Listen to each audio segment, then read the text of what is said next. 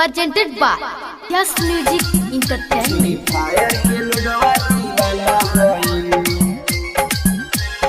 Mix by DJ Alok.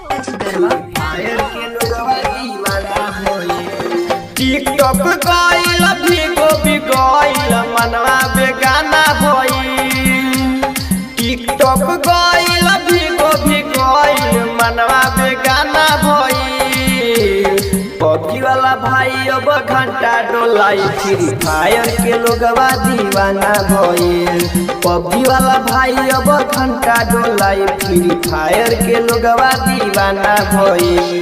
TikTok गइल भीगो बिगइल मनवा बेगाना भइल। टिकटॉक गइल भीगो बिगइल मनवा बेगाना भइल। पबजी वाला भाई अब घंटा डोलाई फ्री फायर के लोगवा दीवाना भइल। पबजी वाला भाई अब घंटा डोलाई फ्री फायर के लोगवा दीवाना भइल। आप सुन रहे हैं यस म्यूजिक की धमाकेदार प्रस्तुति। DJ Alok.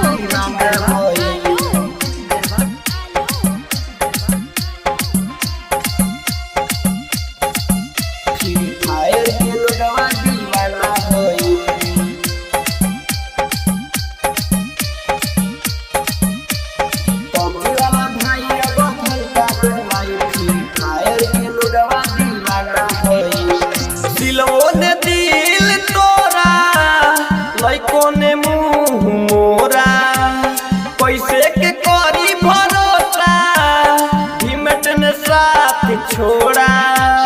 हिम्मत ने साथ छोड़ा।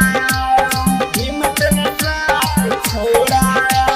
सिलवो ने दिल तोरा लइको ने मुंह मोरा कैसे के करी भरोसा हिम्मत ने दिल तोरा कैसे के करी भरोसा भीमट ने मुंह मोरा। लइका तो लइका बुढ़ो भी फ्री फायर के जाना भइल। लइका तो लइका बुढ़ो भी फ्री फायर के जाना भइल। पबजी वाला भाई अब घंटा डोलाई फ्री फायर के लोगवा दीवाना भइल। पबजी वाला भाई अब घंटा डोलाई फ्री फायर के लोगवा दीवाना भइल। फायर के लोगवा दीवाना भइल। DJ Alok. आप सुन रहे हैं यस म्यूजिक की धमाकेदार प्रस्तुति। फायर के लोगवा दीवाना भइल।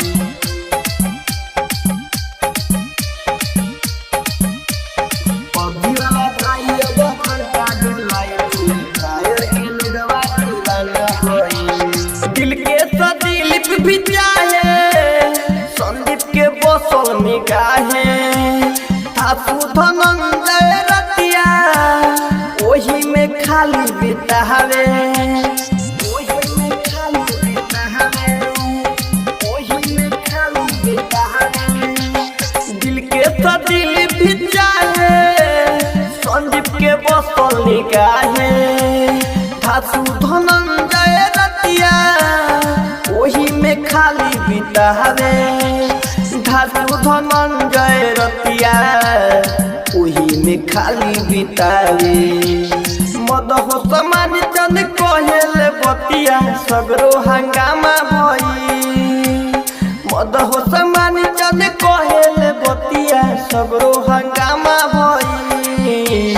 पबजी वाला भाई अब घंटा डोलाई फ्री फायर के लोगवा दीवाना भइल। पबजी वाला भाई अब घंटा डोलाई फ्री फायर के लोगवा दीवाना भइल। Recording by Yes music.